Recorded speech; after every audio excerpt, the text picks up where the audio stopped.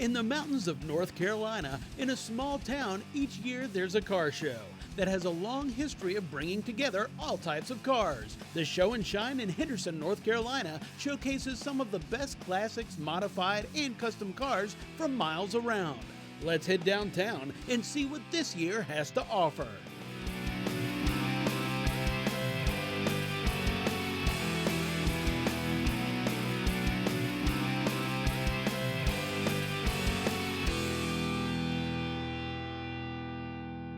Welcome to Dustless Blasting presents Dream Rides, coming to you from the Show and Shine in Henderson, North Carolina. This year the car show has so many cars we couldn't show them all, so we decided to find some of the rarest, the best, and the most all-around dreamy. First on the list is this Plymouth with a long history and a wild style. The car is a 1933 Plymouth Cabriolet. It's my father's car. He actually built the car back in the late 60s, early 70s. This car was painted, believe it or not, in 1970. It's all lacquer paint from 1970. And he showed the car a few years and took it all apart, going to make a bunch of changes to it, and got interested in other things, and has been sitting apart in his garage all these years till about 4 months ago. And my wife and I got it out, got all the pieces together, and put it all back together. And this is the first time it's been out. The picture, the newspaper article, they used to have a car show at the Virginia Beach Dome by our house all the time. The Virginia Beach Beacon did a newspaper article on him about bringing the car to the car show. And that's my dad and my mom and me on the little mini bike in 1973. It's hard to find 33 Plymouth parts. Fortunately, we really didn't need any parts because he had everything. Now, it was strewn out. Some was at his house, some was at our shop, some was in storage at our shop. I mean, it took us a few weeks to find all the parts to put it back together, but we found it all. My biggest memories were actually as I got a little older. I really don't remember that much of him painting it. It took him a whole summer to paint it. But then as I got a little older, I remember we took it to a car show in Richmond in like 1973. I remember that. And then as I got older, I remember it because I really got into cars, but it was all taken apart sitting in his garage at that point. And he bought a race car. So we got into racing and the show car stuff kind of dwindled out. I'm not going to throw it in storage. I'm going to take it around and show it a little bit and do a few cruise-ins around home and stuff like that. But I just wanted to get it put back together for him so it's all in one piece and so he could have it. When I first got started on it, I don't know if he wasn't all that into it or just didn't know if I'd get it all back together. But as it got closer to being together, he'd come over and check it out. And he came over last night before we loaded it up, and it's the first time he'd heard it run, and he was just thrilled.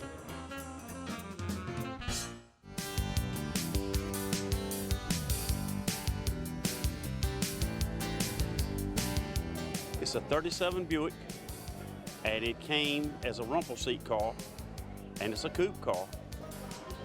Saw a guy in Atlanta at a Good Guys show.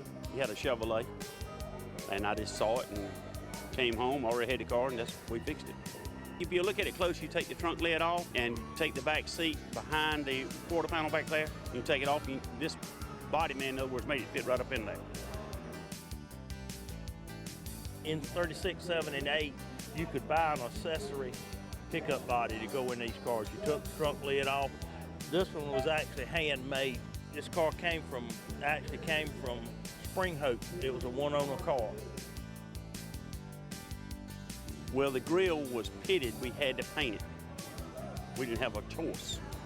And so we just painted it, and Johnny Dale did the work on it. It just was a good old solid car.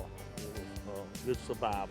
The headlights originally mounted to the grill. They were grafted down into the fenders to just give it a cleaner look. It's got Appleton spotlights on it. It has a 39 Chevrolet accessory steering wheel. If you look at it, it's got the little handle in it, which are very scarce. We drive the car. We drove it to Pigeon Forward 3 weeks ago. We've driven it all around. Just enjoyed the car. A lot of people just like it. It's this old hot rod car. I mean, you know, you ride around. Might put a bale of hay in the back of it. After the break, we take a look at a futuristic and rare car that's all class. Stay with us.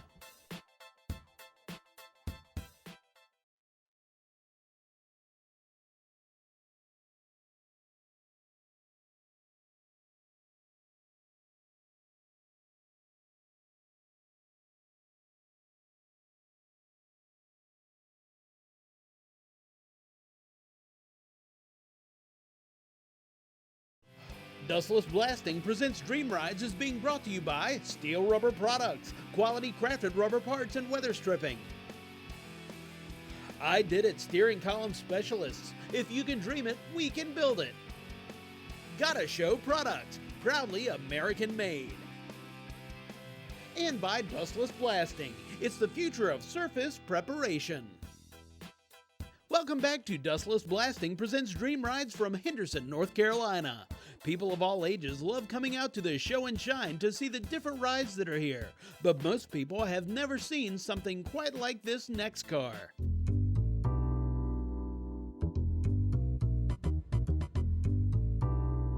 This is a 1937 Cord Model 812. They were only built in 1936 and 1937, and they built less than 3,000 cars total. That included convertibles and all body styles. This particular car is a front-wheel drive car, which was very unusual for 1937. You'll see the hidden headlights, no running boards, so it had a lot of advanced features. The front end, just a streamlined design of it. Even today, I think it looks very clean and advanced. It must have looked like a spaceship in 1937. Unfortunately, the cars had a lot of teething problems and they got a bad reputation, so Cord went out of business at the end of this model run in 1937. Flathead 289 cubic inch V8, and it was built by a company called Lycoming. Lycoming is still in business today in Williamsport, Pennsylvania, and they build aircraft engines, mostly for small Cessnas and Pipers. The car was in excellent condition when I bought it. I bought it about 2 years ago at an auction. It was in the estate of Senator Howard Baker of Tennessee. We've done some paint work and fixed a few things like you always do on these old machines, but overall it was a great car when I got it. You know, the enthusiasts really enjoy them today. I enjoy bringing it out because most people have never seen one.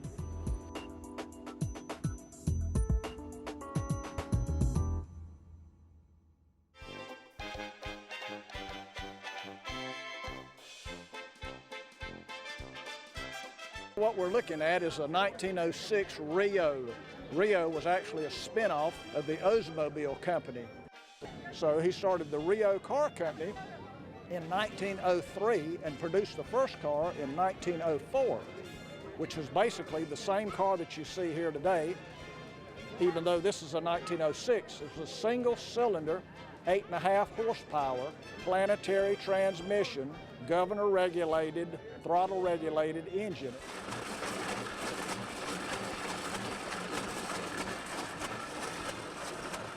This car would get 100 miles to the gallon with 4 people riding it in 1906, and it would go 25 miles an hour on 8.5 horsepower, which is absolutely unbelievable, especially seeing the fact that the car itself weighs 700 pounds. This is an original car. It's an AACA original. It's about 90% original. I think the fenders have been painted, a little odds and ends, the seat cushions have been recovered. And I've owned this car for about 8 years. The former owner was the Secretary of the Navy, Mr. Middendorf, under the Carter Ford Nixon administrations. He had it in his collection. It always spurs a lot of interest. It commands a lot of interest. Even the young people, just they can't believe they're looking at what they're looking at. A lot of them say, is this real? You know, and yes, this was a real car. And I explained this automobile like this. There's a lot of collector cars in the world.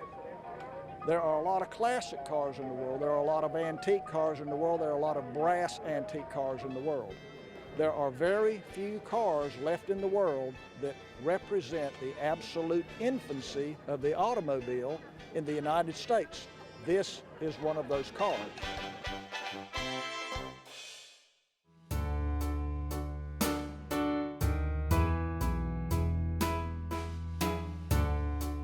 This is a 1953 Packard Clipper Sportster. And what made the Sportster a little more desirable than the other ones was the fact that it came with a little more equipment, automatic transmission, power brakes, the straight 8 engine. Like I said, they only made about 3,000 of them, so they were competed against Cadillac and Lincoln, so they had to kind of make them the posher version of the Packards that came out. This one has a 23,000 original miles, and the drivetrain, the interior is all original. The car's obviously been repainted and re-chromed, but everything else is original on the car. It was fairly close to this condition. I had to do a lot of mechanical work to it. I rewired the car, did some work to the engine, transmission, drivetrain, that sort of thing. Get it to the point where I could trust it to drive it. The previous owner had let it sit for a while, so it needed a lot of TLC. I got my hands on it and I love it. It's a fun car to drive. It's really quiet. And people are always looking at it and staring. They can't figure out what it is half the time. Really kind of neat to have. It's like a time capsule. And everything even works. Even the clock works on it. So all the lights, the clock, everything works. It's really a nice car, really a nice car, pleasant car to drive. Coming up, we look at a classic Chevy that has been the master of its class. We'll be right back.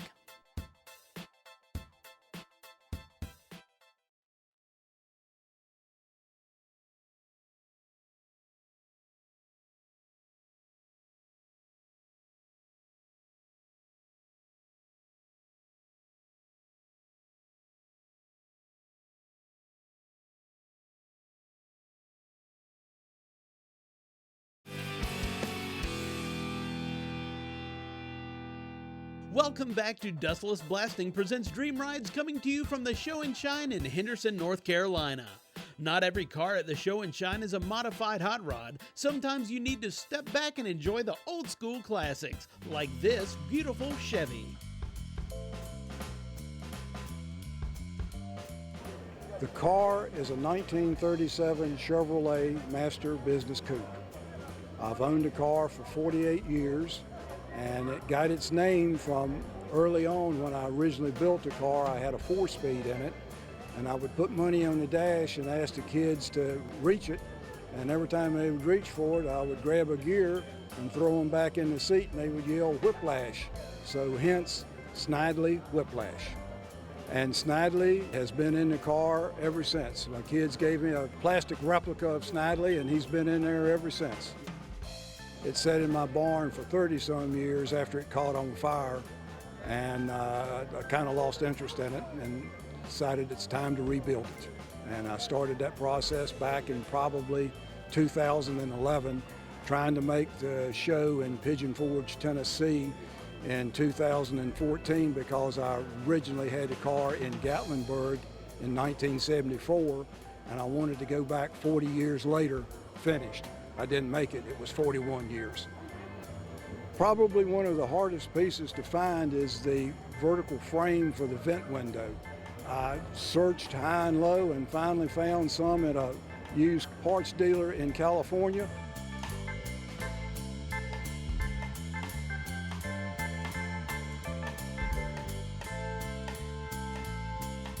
Just to drive it and enjoy it is my goal in life for the car.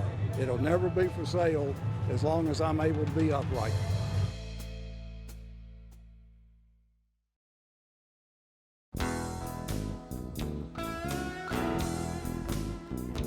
It's a 1931 Graham, and Grahams are pretty popular in Canada. There's a bunch of them in Canada. So it's a guy in Canada that do reproduction Graham parts, and he made a lot of parts for my car. The guy had a 64 Chevrolet, and I've always wanted a 64 Chevrolet. And I went to look at the Chevrolet, and he told me his daughter was trying to get rid of the Graham. So I got the Graham instead of the 64. Graham was built from 28 to, I think it went out of business in 49. It was 3 brothers. Ooh, I had to do a whole lot to it. It was a complete car when I got it, but it didn't look nothing like it does now. There was a lot of parts missing, and like I said, I scrounged around. It took me about 3 or 4 years to get it looking like it's looking now from the time I got it. When I first got it, I was giving hand signals, and the young kids now don't know anything about hand signals.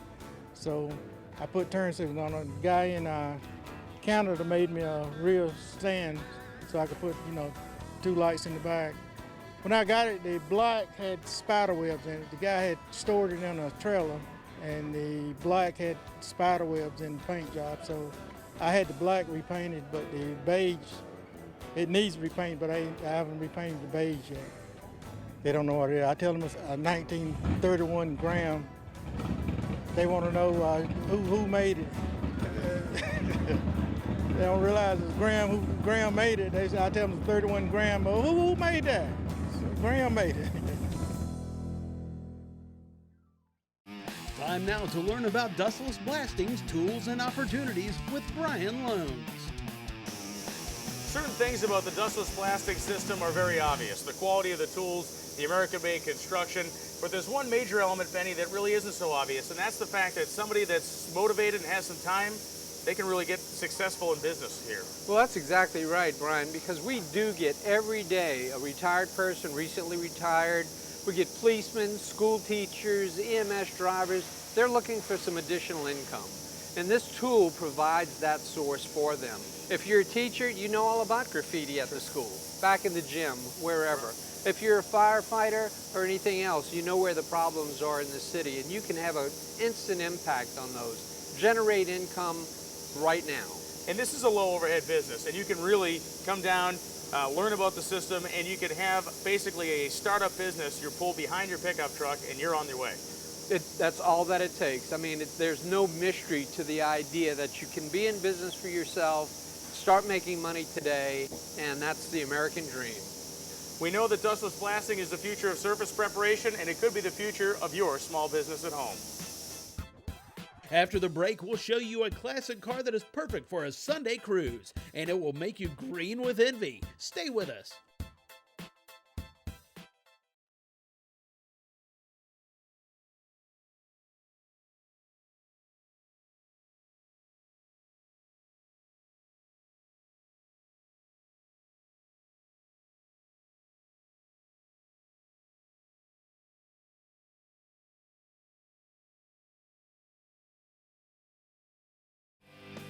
Dustless Blasting presents Dream Rides is being brought to you by Steel Rubber Products, quality crafted rubber parts and weather stripping. Flowmaster, the exhaust technology company. Machinist Made, dedicated to bringing new revolutionary cleaning products to the market. And by Dustless Blasting, it's the future of surface preparation. Welcome back to Dustless Blasting presents Dream Rides coming from Henderson, North Carolina. We've looked at some wild rides today, from classic to custom and all around wild. Next, let's take a look at this Chevy with muscle to back it up.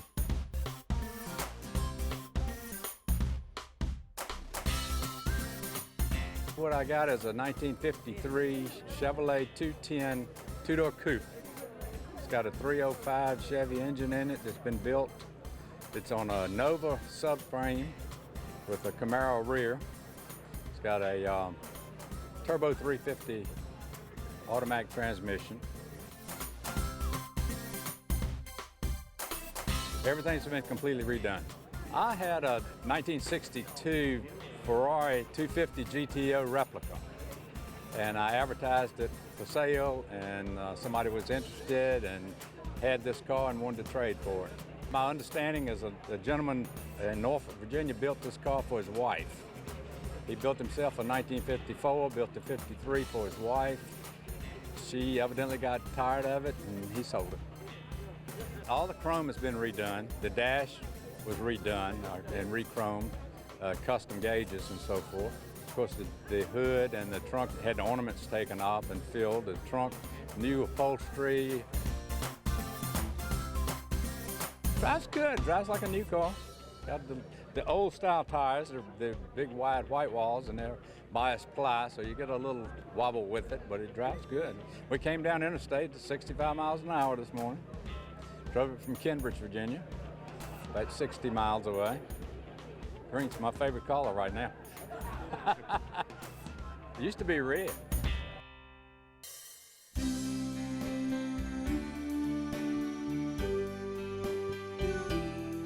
It's a 1955 Chevrolet two-door sedan. We got it cranked up down at the shop last week. This morning's the first time I drove it up the road. I drove it up here from the shop up here to the show.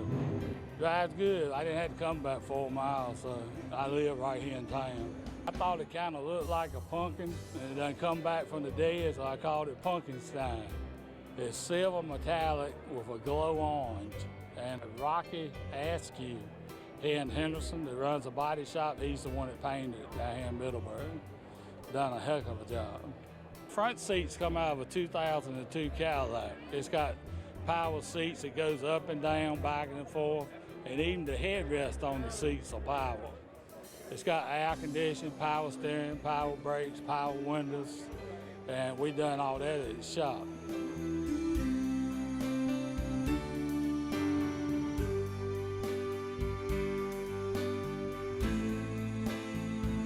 We took the car off the chassis. I had a body man named Willie Satterwhite, which was also one of my best friends, and he died 5 years ago, and we had the car on the rotisserie. I won't never get rid of it. If I ever get rid of it, I give it to my son. I got some of the cars that Willie worked on. See, while he was alive, I never sold none of the cars that we done. And I feel like this is one of them, so I won't never sell it.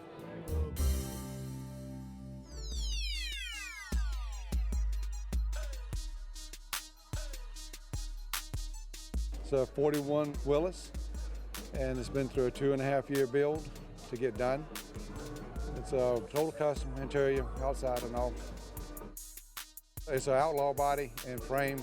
You buy the frame, the body, and then you just start, putting everything together, everything to it. You buy a custom rear end. It's got a 9-inch rear. It's got the PBG paint, on it. It's a lot of work. You got to know what you're doing. It takes a long time to do it. It's a lot of fitting, putting together, take it back apart, fit, to get everything just right before you do the paint and everything on it. If it breaks, then we got to do something. But other than that, we just, cruise with it. It's got a Ridez Shockwave air suspension on it. It's computer controlled. You just hit a button and you got 2 different ride heights on it. Normally what you want to ride it at. And then you can go all the way down with it, or you can bring it up. Like when we load a trailer, it sits so low, you got to bring it up. It's quick. It's 420 horse LS2 motor in it. Rides really well. You'd be surprised it don't, but it's a nice cruiser. It's very comfortable. It's got vintage air and heat in it. Heated seats. It's even got a garage door opener for it built into the system. Everything. It's like buying a high dollar car today, but it's old school, like an old body. That's all we have for today's episode of Dustless Blasting presents Dream Rides at the Show and Shine in Henderson, North Carolina. We've seen all types of cars, trucks, classics, customs, and smiling faces. With happiness all around, who can resist the excitement of checking out these cars? Join us next week as Dustless Blasting presents Dream Rides brings you the best from the 2016 SEMA show at the Las Vegas Convention Center in Las Vegas, Nevada. We'll highlight some of the craziest, largest, and wildest rides from Sin City. See you next week.